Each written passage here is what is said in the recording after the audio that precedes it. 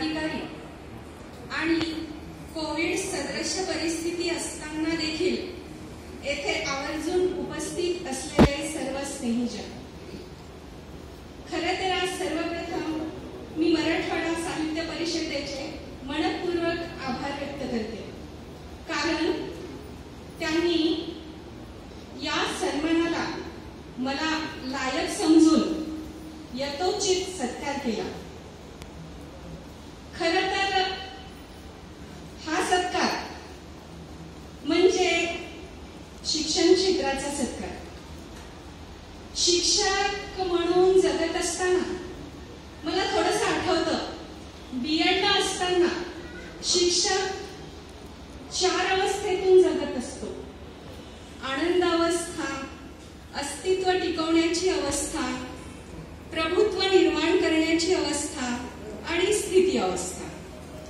आनंद अवस्था म्हणजे शिक्षकाला नोकरी लागलेली असते, त्याचं अप्रूव्हल निघालेलं असतं, पगार मिळालेली असते आणि एकंदरीत त्याचा पोटपाण्याचा प्रश्न सुटलेला असतो, तो आनंदात असतो।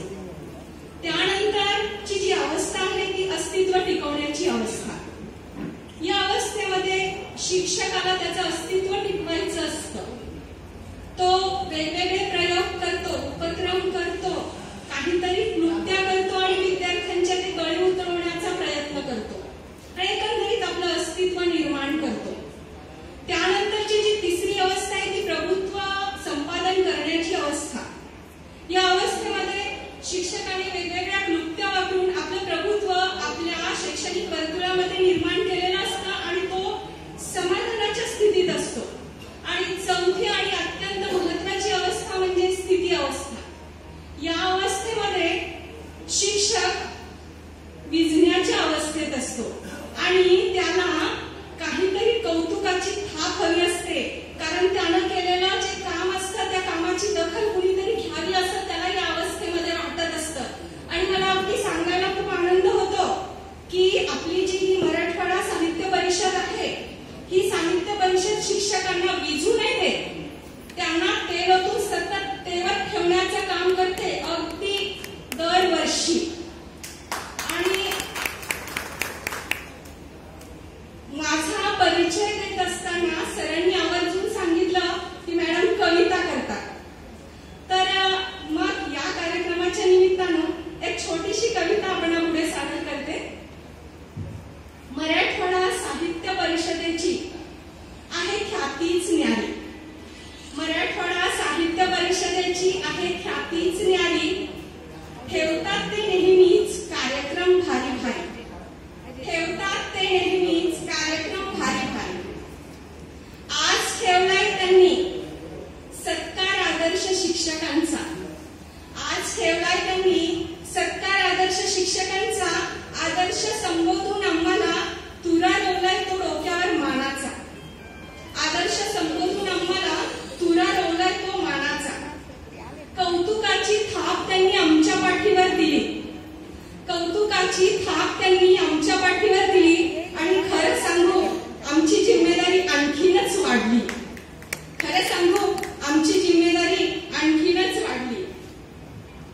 कारण आमचा विद्यार्थी फारच तळागाळाचा, कारण आमचा विद्यार्थी आहे फारच तळागाळाचा, साहसी शूर हुशार पण जेमतेम परिस्थितीचा, साहसी शूर हुशार पण जेमतेम परिस्थितीचा।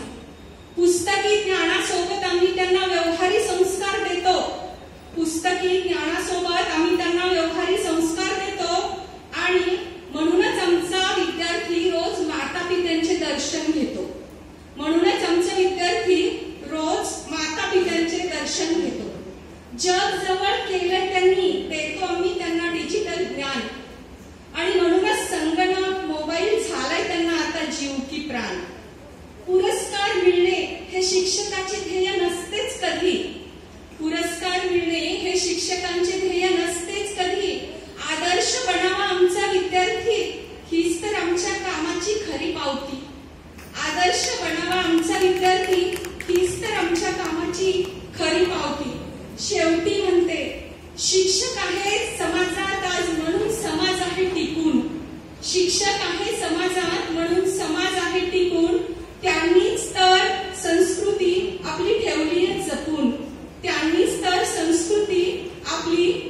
मूल्य जपून शेवटी या पुरस्कारामध्ये सिंहाचा वाटा असणारे माझे विद्यार्थी, तसेच मला सतत तेवत ठेवणारे माझ्या घरचे, मग पती असो, माझे मुलं असो, सासर माहेरची मंडळी असो, आणि मला नेहमीच कायम प्रोत्साहित करणाऱ्या माझ्या